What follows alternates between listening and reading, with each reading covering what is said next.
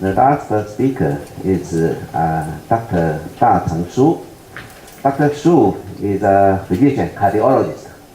He is now a clinical associate professor at National Taiwan University College of Medicine. Okay, and today he is going to present his research experience in the air pollution and cardiovascular health, current and future perspective.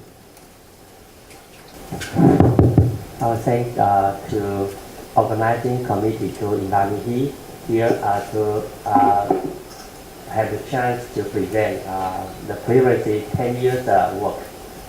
Particularly, this work is was sponsored and cooperated with Professor Zhang. And for periods we are saying that the Silent Spring and so far, you know, the 2013 in Beijing and Tianjin. I think at that time the highest level of the PM2.5 maybe is over 1,000. So I think this is a nightmare to the Chinese, and also we get the Harvard in Taiwan also. This is a dust storm in Taipei. It is not so good. And this information is just declared by that World Health Organization, that is IARC. In October 17, they say that outdoor air pollution is the leading environmental cause of cancer deaths. Before this declaration, one important study was just published in Lancet Ecology. That is in Europe. I think it's a cooperating study in air pollution and the long-term cardiovascular effect or cancer or many kinds of disease. And in this report, they found that risk of adenocarcinoma it increased 55% per 5 ppm of the increase in PM2.5. This is including about 300,000 the cohort members to join the study. It's about 13 years of follow-up. I think that is it's a very convincing data to demonstrate the cancer and the air pollution. Okay. So so far, the United States, the PM10, the label is here, and WHO, the data is here. And China, I think many developing countries or in Taiwan also is not good. So this is another data in 2003. We found that in Taipei. And here we think the Taipei, the air pollution is not so bad. It's real or not? I think that I will show you the data later. So every year, that is this about 10 years back, from the NASA's the monitor, they found that so far here and Taiwan is here. So every year there is about 210. It's a 2.1 million people mature deaths. I think that is coming from the air pollution.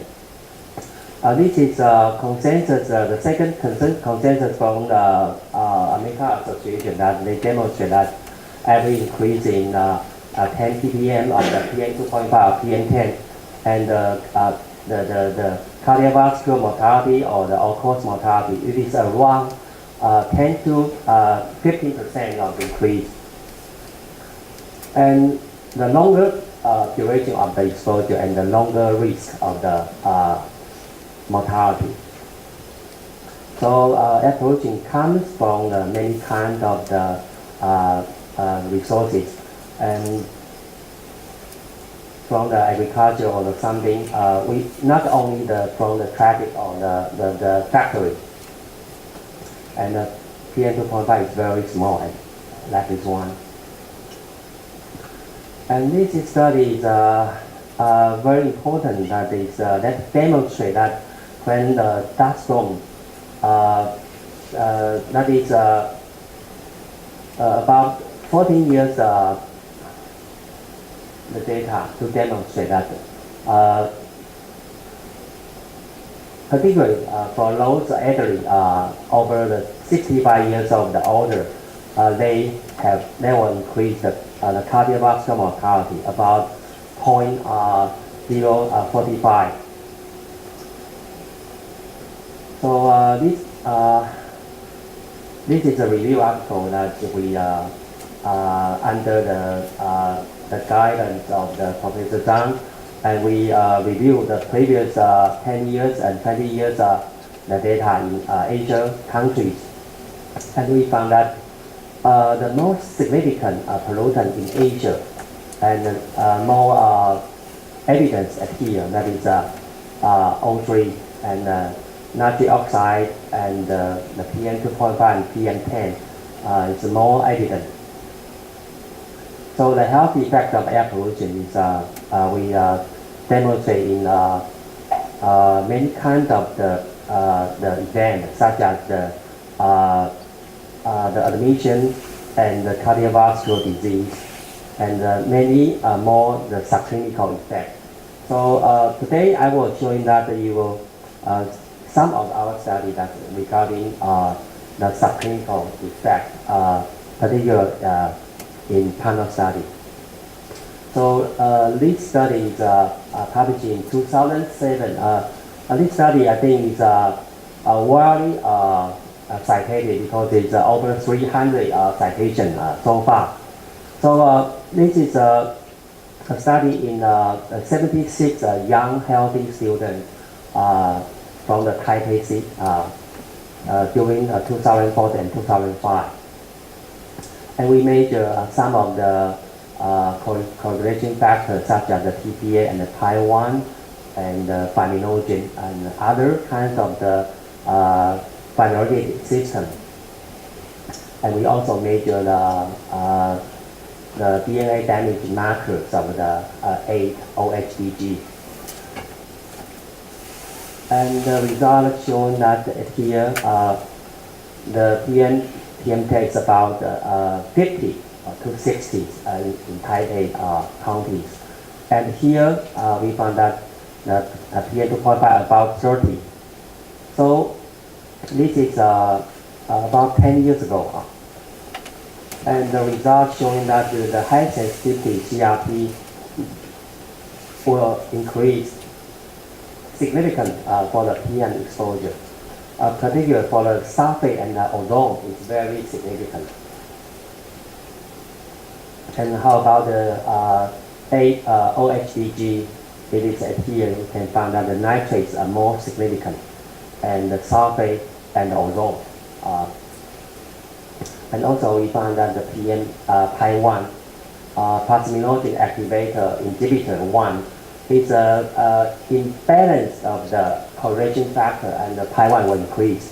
So the Pi1 increase that here we can find that it's PM10, PM2.5, and the nitrate, sulfate, and ozone. All marker is very significant increase the Pi1 and the fibrinogen levels, particularly in the sulfate and the ozone. And we also measure the short-term heart rate variability. This is shown that the SDNN, standard deviation of NN interval. It is a marker of the time domain of heart rate variability. And we found that the PM is very significant. And the nitrate and the sulfate and the ozone also is very significant demonstrate. And also we performed the two pollutant models. We found that the sulfate and the ozone still very significant.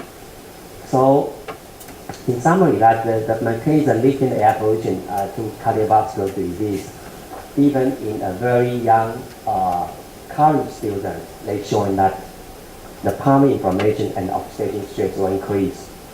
And we found that the inflammation and oxidation stress and blood coagulation and autonomic system simultaneously was affected.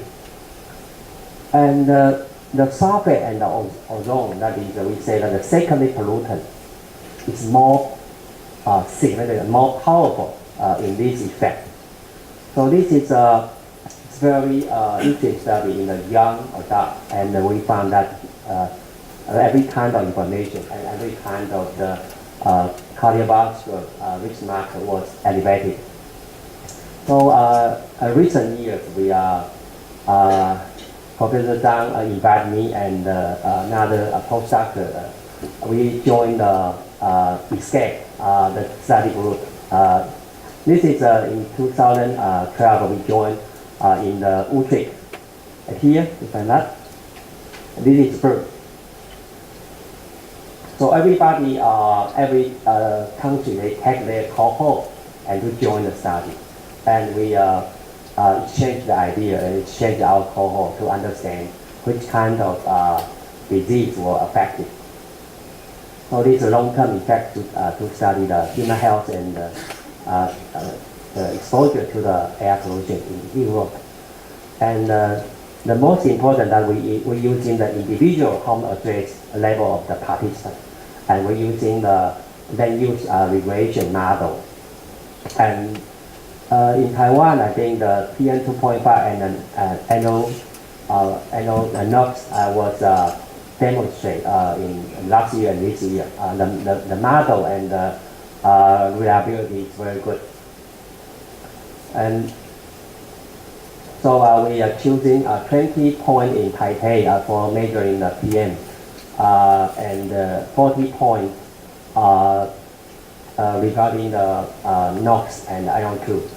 And we are using the GIS coding and to link to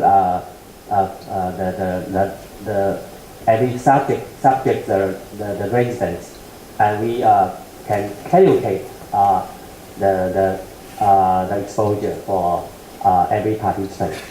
And because the measuring the duration is 6 weeks, it's 2 weeks for one season. So in 1 year, so we have the 6 measurement for every point. So so we can estimate the PM 2.5, PM 2.5 absorbent. This is the black carbon of the PM 2.5 component, and PM 10 and NOx and NO2. And this is the personal exposure, and for the average at here, it's a PM 2.5 is about 27, and PM 10 is 44. And we're using the marker of the carotid atherosclerosis at here, and we measure the CCA, common carotid artery. We measure the carotid bulb, and we measure the internal carotid artery at here, and we measure the intima media thickening at here. We're using the machine of the GE.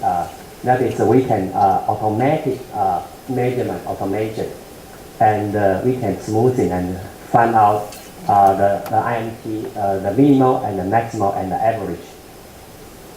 Okay, and the results showing that the PM 2.5 absorbent every increase 1 unit, and the carotid IMT will increase about 4.23%, and the PM 10 at here, and NOx for every 20 ppm increase, that will increase 2.8. That is just published in August.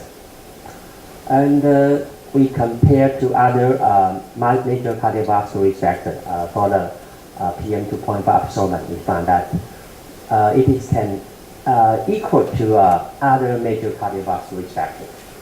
So that is it is for the mind, that is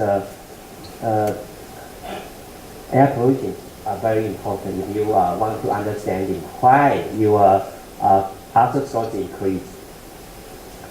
So recently we just submitted a paper to the epidemiology that we also found that the PM 2.5 increase the white count and the monocyte and the basophil, and the PM 10 and the NO2 and the NOx also, they will increase in the monocyte. You know, the monocyte is the very important for the macrophage the precursor. So that is a signal of the systemic inflammation after exposure to the air pollution. So we also found that many kinds of the hemostatic markers or the fibrinogen level increase after the exposure. And Professor Zhang also lead another study that demonstrate living in Taipei area, the elderly than 65 years, they found also the diastolic blood pressure will increase. This is also just published in August. And this is another study that we published 2 years ago. That is about using the data in 6 counties, 6 townships in Taiwan, and about 9,000 people to join the study. And we found that the short-term air pollution exposure that will decrease the pulse pressure. The pulse pressure decrease, it means that the cardiac output decrease. That is a very unique study to demonstrate the pulse pressure decrease after the air pollution exposure. And for those of the non-beeper, that is another view of the health differentiated in different kind of the blood pressure component. That those of the non-beeper in the night sleep, they if their blood pressure is higher and their risk will increase. That is maybe the 5.40 increase of the odds ratio after 9 years follow-up. It is published in Japan. That is a very important evidence that is showing that the non-beeper is not good. So we are looking at our previous study to look at how our patient was affected or not.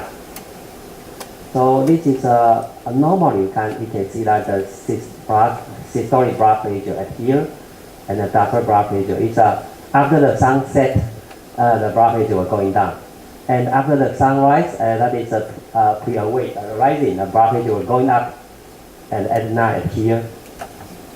And you can find that the LV left ventricular the compliance, that the marker, that is LV-DPBT, and we say that after the 7 p.m. The marker was going down at here, and the cardiac index also. So at the night that our heart is to take a rest. Okay, this is a very important lifestyle, and we look at loads of BP non-beepers. We found that the non-beeper, they were susceptible to the PM 2.5, and the LV-DPBT will decrease, and the systolic blood pressure and the cardiac output will decrease. That is the first evidence that is showing that those non-beeper, the cardiovascular system, were susceptible to the PM 2.5. So that impaired cardiac function, including LV, the compliance, and LV, the stroke volume, and the cardiac output in non-beepers. So this is our assumption. And another, we look at the CRP and the particle matter and the fibrinogen level. So in this group also we measure 2 kinds of the fibrinogen and CRP and the other kinds of the data. In the summer and the winter, we found that the winter time, the PM10 will increase, and the fibrinogen level also increase. And we found that the change of the CRP and the change of the fibrinogen is linked.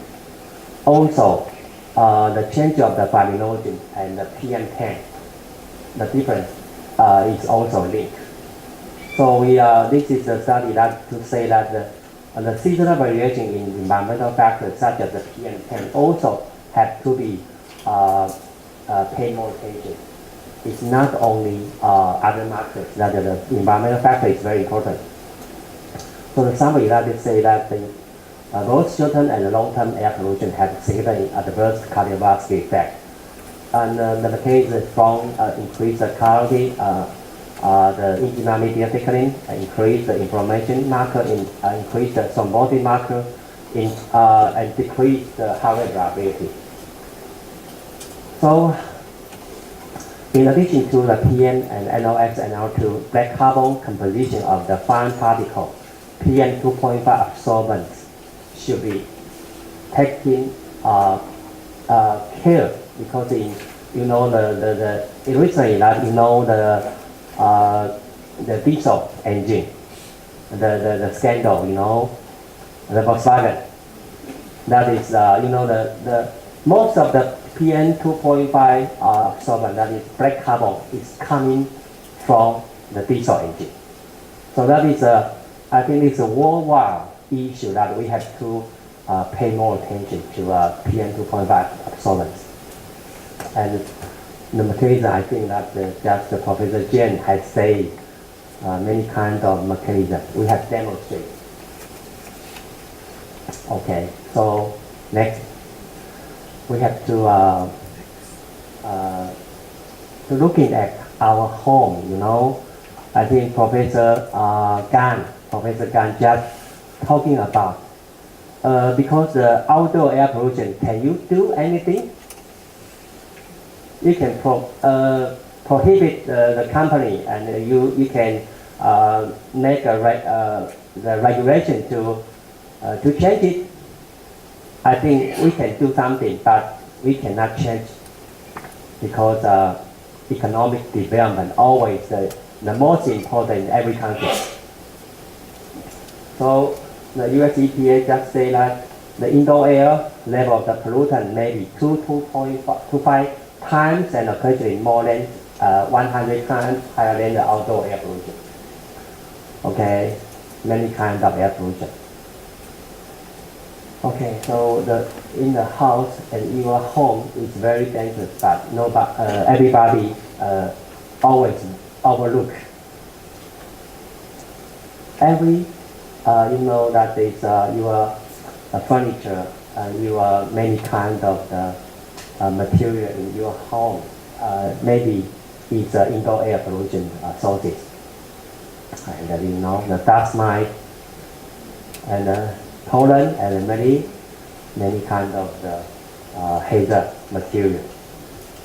So we are performing some indoor air pollution just for your reference, because some patients they are cancer disease. So I select my patient. I invite. Do you want me to survey your home? Okay. So we measure in the living room and the bedroom, and it's a worship table. Okay. And we found that because this patient has he has a younger brother and a younger brother's children, and they are living at here. They are smokers.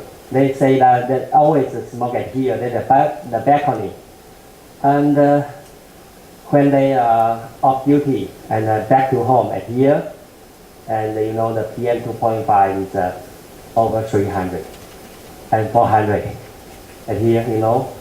So the average of the bedroom 118, and it is 70 ppm.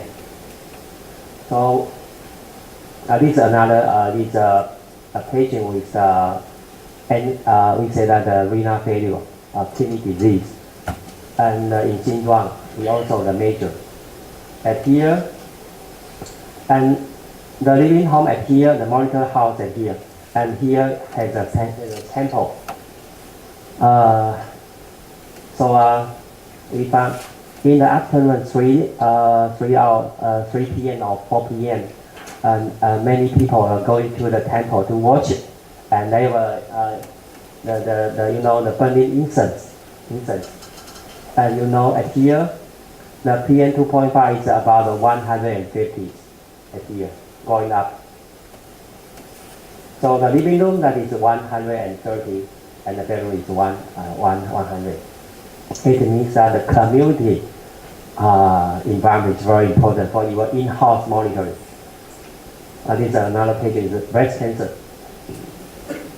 And here, and in the daytime it's okay. However, in the midnight, after the midnight, the air pollution was going up. What happened? You can find out that this Santong Air Quality Monitor Center is always going up. There's a nearby factory exhaust. So we are doing another, that is a very famous temple in Taipei, Longshan Temple. It's about 300 years. And they okay. So we are, this is Jin Tian Gong. It's also this two most famous temple in Taipei. And many people will go to there to worship. And every day is many people. So, however, the Jin Tian Gong temple, they discontinued the burning incense 2 years ago. So, I just for the comparison. So this is a comparison site to know that the Longshan temple, the average of the PM 2.5 is higher than the smoke in Beijing. 1,360. And here, you know, PM 2.5 and the Jin Tian Gong, Jin Tian Temple at here, it's just only 16. Okay. So after this report in I think in this May, after the the annual committee of the Society of Cardiology, I report, and then they change the burning incense. So that is a very interesting case that we have the after my research with Professor Zhang's report. This is the social impact. They change the burning incense. They still have small, but they decrease the volume. Okay, this is in my home. 41 PM 2.5, and this is the Zhongshan Monitor Center. It's only 13. This is air quality monitor in the office building. You know, the most of the building that is the carbon dioxide over 1,000. Okay, 3 offices are there.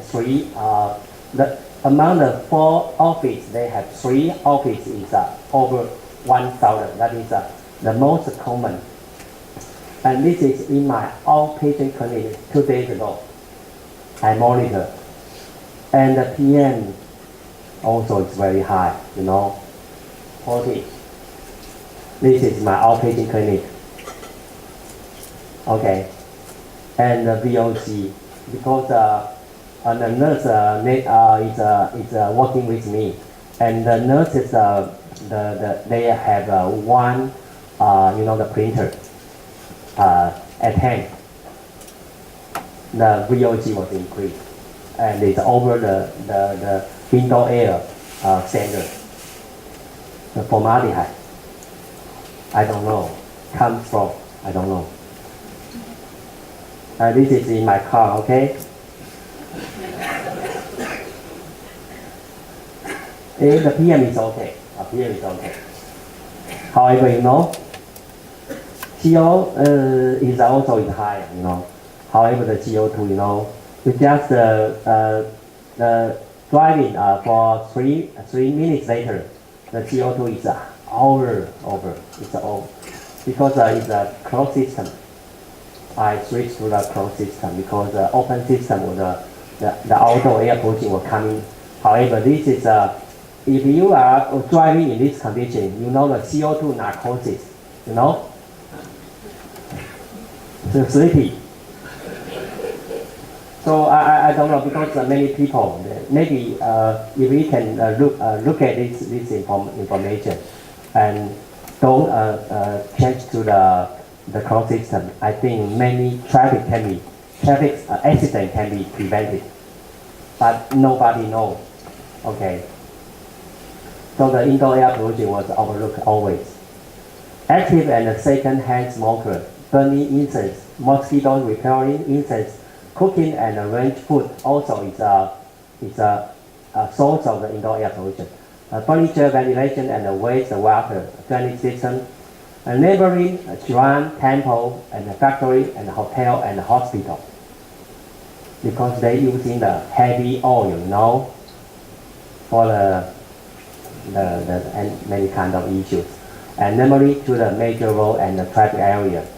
Too much grocery and the debris at home, I think, such as my home, many books, many papers, particularly in the plastic side.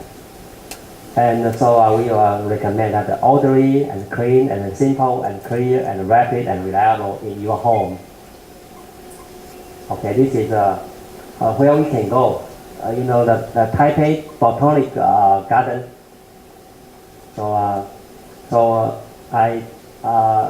Our team is 5 people. We take everything.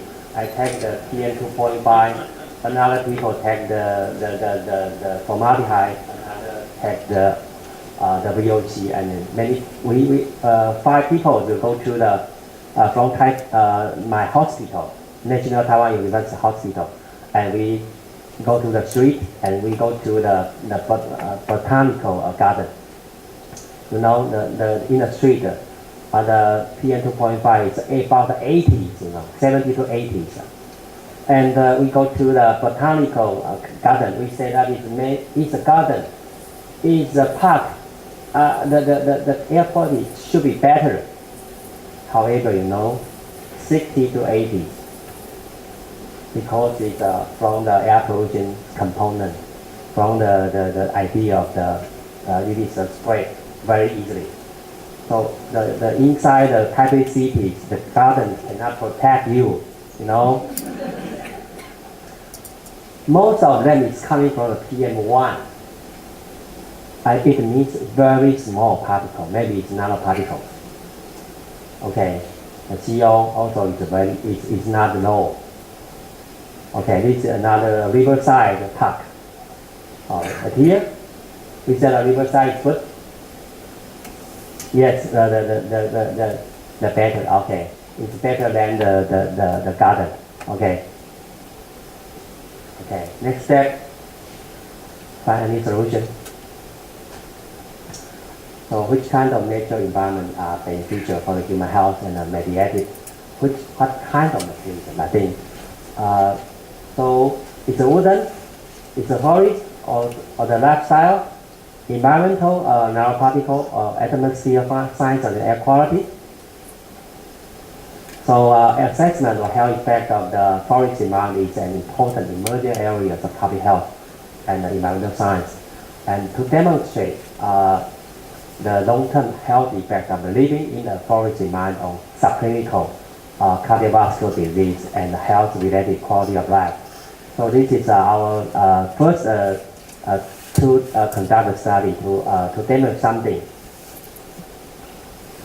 So we invite many colleagues, particularly in the challenge to CK Joe is atmosphere, the specialist, and the Jin Jiang Huang, and the Mingzhe Cai is the director of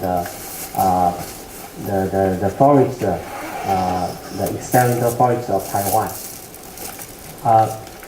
And other that is Zhang Fu Wu, and another that is from the laboratory team of the Hui Zhen Ju, another from the diabetes research group of the other kinds of the experts. And we want to demonstrate that the non-invasive cardiovascular health information, including CMP and KV, and the quality of life, and the depression score, and the job content questionnaire. And so we invite 107 forest staff members working and living in Sito, forest environment, and 114 urban staff working in office building in Taipei. And we investigate the long-term health effect of the forest environment, and air quality was monitored. So we choose the different kind of the spring, autumn, winter, and summer. So we collect many data on how to demonstrate the 4 seasons changes of the cardiovascular system and the your blood chemistry. And we are it is a cost, money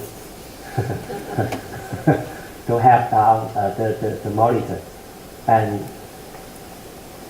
also the Professor the CK Zhou Tongguang Professor, he set up the monitoring room, and it's about I think 60 it is many machine at here. And we set up the examination, the study room in the Seattle. Okay, this our laboratory specialist at here, and we have to manage the blood sample at there, and they take the blood sample every day, 2 days. We monitor the PM 2.5 and other. We say that is the monitoring, the car. And sometimes we have to collect the water at midnight, Okay, and also we monitoring, set up the monitoring center in the office building. Here. Okay, so the data are here. And this comparison study, we found that here, okay, the age about 47, and there's no difference between the major cardiovascular factors, at here. And however, the cholesterol level is higher in the urban area. The LDL level also is higher. And the diet habit in the coffee are more in the Taipei, in the urban the area, they are consumption more coffee, and in the forest area they were consuming more tea, okay, and more drinking in the forest area, more smoking, however more exercise. And the results shown that the OGTT, and we found that in the forest areas, the glucose level is low compared to the urban areas, and the pre-diabetes is low here. And we made the measurement of the healthy IMT at here, subclinical atherosclerosis markers. We found that in the forest area, the healthy IMT is thinner. Is low compared to the urban side, and the IMT mean and the maximum also shown the same picture. And we also measure the glucose, the quality of blood, the measurement, and we also measure the work rate. And we found that here the working hour in forest is longer, and the job stress at here there's no difference between the two sides. And the physical health in the glucose, the physical domain of the health is better, a little better in the forest area. And how about the air quality monitoring in the two sides? And we found in forest environment the SO2, the NO2, and the NOx, and the CO, and the PM10 is low compared to the outdoor in the urban environment. So the result indicate that the potential beneficial health effect of living in the forest environment on subclinical cardiovascular disease and healthy related quality of life.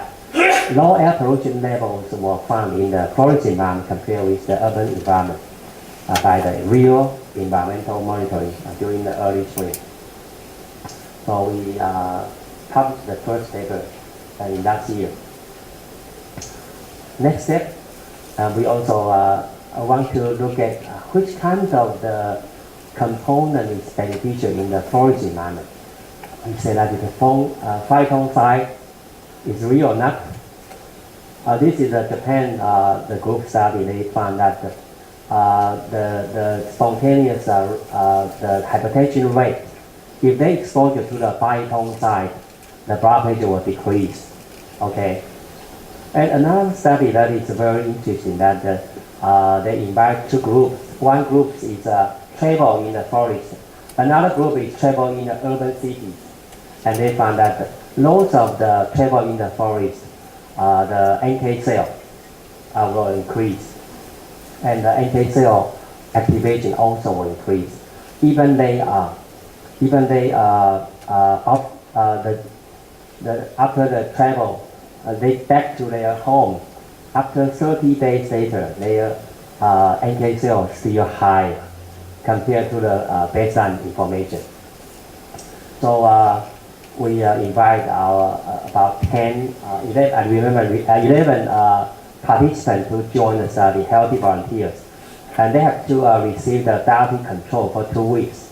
Before and during stay in the CETO travel, we measure the NK cell before and after. And 3 days after they returning to the Taipei.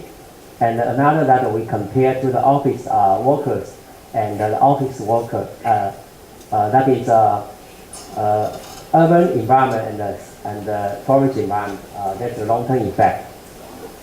So we are using the flow cytometry. So my assistant, they have to take the blood every day up in the morning after, I think, remember it's 10 o'clock in the morning. They have to go back to Taipei. And after the noon, they're going to complete the study of flow cytometry for the participants. And we found that it is a long-term effect that we say that the NK cell is high in the CETO, living in the forest environment. However, the NK cell activation is no different. This is another study with NK cell after 2 weeks dietary control, before and after 3 days the forest travels.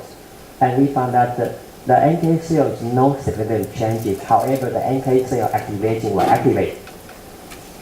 And here we found that after they returning to Taipei, the NK cell is no different. However, the NK cell activation still activated, still higher than the baseline information. So we got the conclusion that this air pollution is overprevalent and everywhere, and nobody can escape. So set up rigid regulation and a nationwide policy maybe is very urgent. And focus on outdoor air pollution, and also we have to pay more attention to the indoor air pollution, because we don't know how about your living environment is okay or not, because you don't know. You didn't perform the measurement. Many nature environments, such as the forest environment, can provide an option for improving your human health. So this is just the beginning. I think we have a long way to go. Okay. Thank you very much.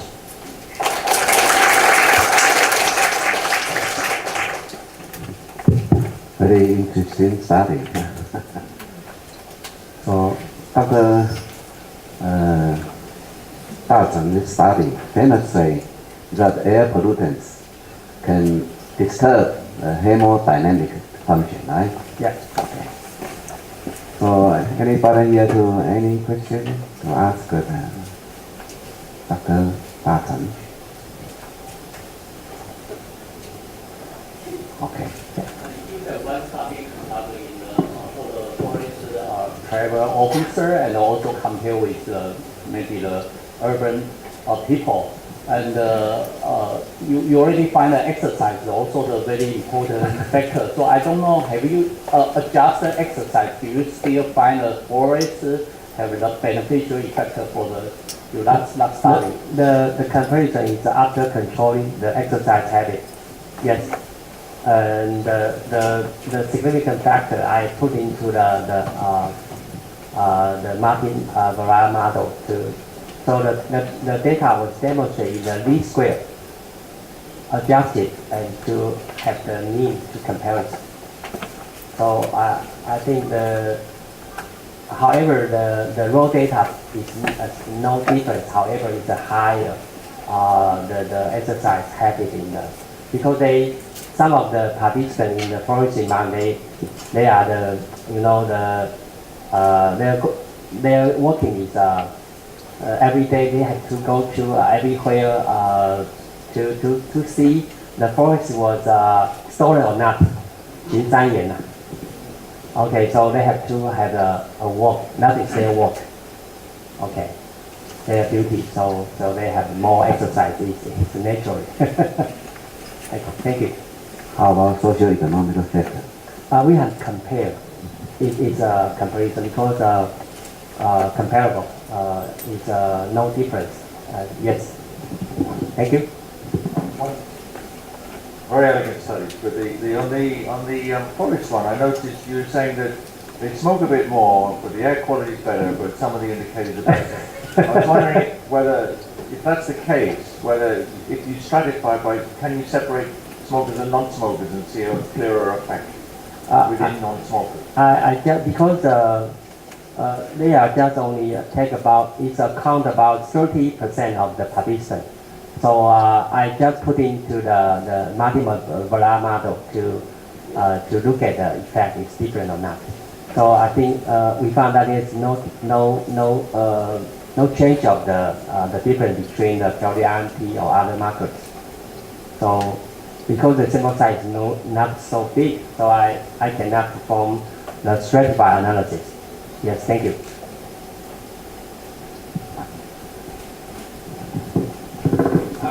Your presentation is actually quite troubling because if you look at it from a different perspective, it's that people may argue that you don't need to set up more park in the city of Taipei because it doesn't really help. So instead of building new park or green spaces, you build high-rise. How would you argue against this comment? Yeah. And also the other thing is very troubling because almost 99.9% of research is done on air pollution comes back focused on outdoor air quality. Sometimes they even use satellite data to predict air pollution, but they totally discount or not take into account indoor air pollution, and not to mention how many hours we spend indoor. Like today so far, I spent all my hours indoor. Yes. So what would be the outcome if they do take into account indoor air pollution and the time spent indoor? Would the outcome of the result further away from the null hypothesis or going to the totally opposite direction of the null hypothesis? And again, that has a very significant policy implication. Yeah. Okay, thank you. Your question is very hard to answer because the time activity is very important. So recently we just complete a manuscript with Professor Wu. We are performing in the study of the office building in Taipei.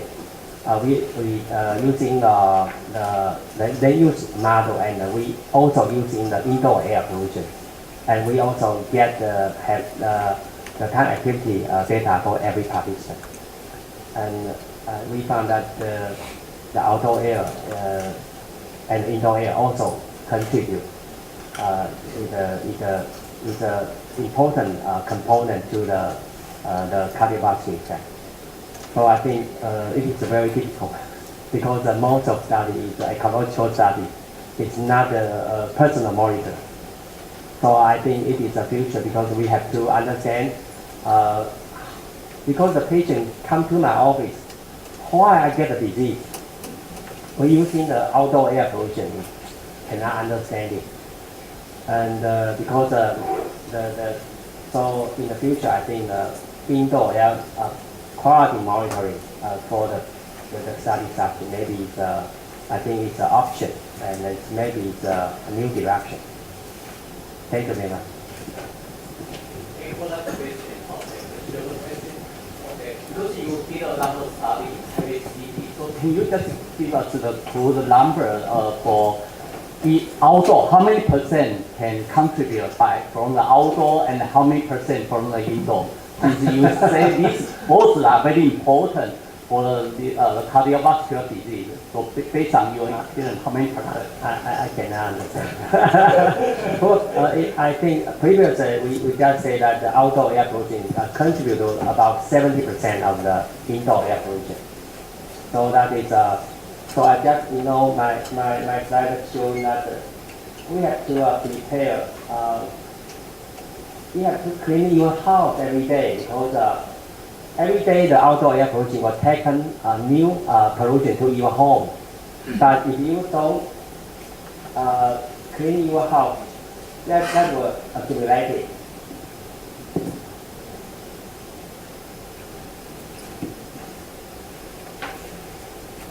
I think that is very important.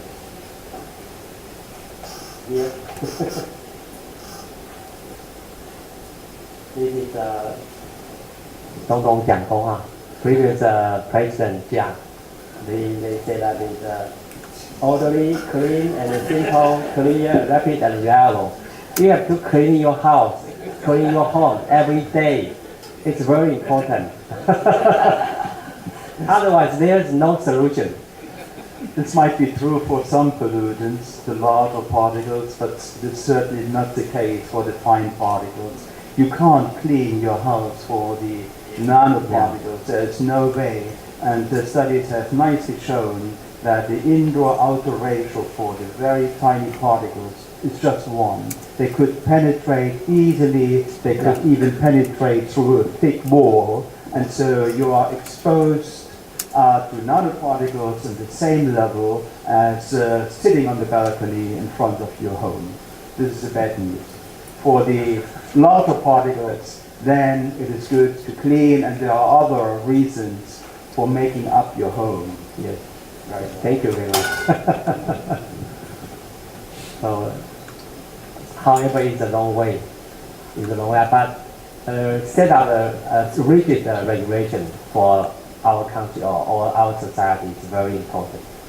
So I think Professor Zhang always stating our regulation is far away from the worldwide standard.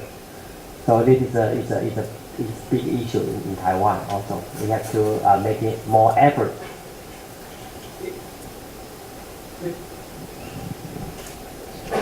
The indoor air quality is a different stuff because not everybody would like to be regulated in your privacy. Yes. Even if, so that means you might, when you are thinking at the end of the story, you might even to set up a regulation which is not allowing to smoke in your own home, Yeah. which is not allowing to use specific pesticides in your home, or fresheners, or cleaning agents. So it is extremely difficult. This is one point because some regulators try to stay away from regulate indoor air quality. And the other point is the data is not very good we have in our hands so far. And this is mainly driven by some studies nicely show that the correlation between repeated measurements of indoor, it's very, very poor.